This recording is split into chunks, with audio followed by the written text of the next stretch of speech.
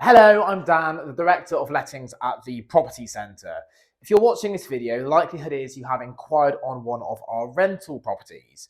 The rental application process can seem a little bit complicated and intimidating, so I wanted to make a video going through the application process with us from start to finish. By the end of this video, you should know what is to expect when applying for a rental property with us. Most people's property search will start on an online portal like Rightmove.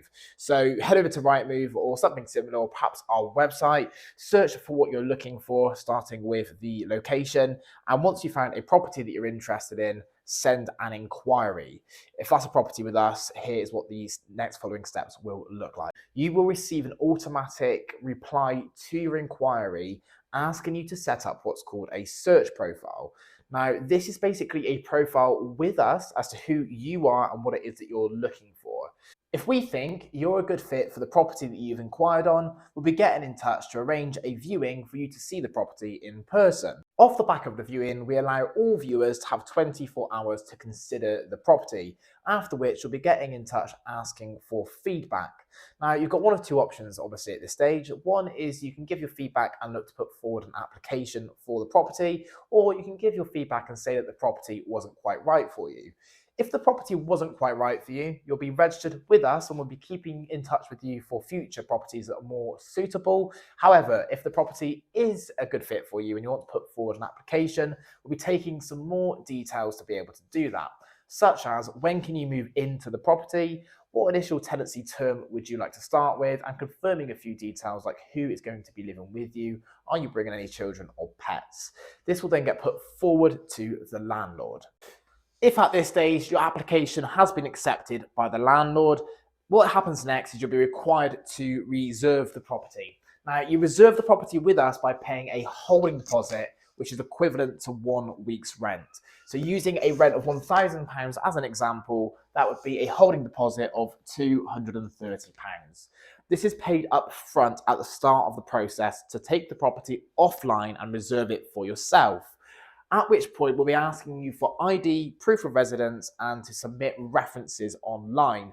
The references that we look to obtain are a credit check, a employment check to check that you are employed and earning what you said you are, and if you're currently renting or if you've previously rented, we're asking to speak to your landlord.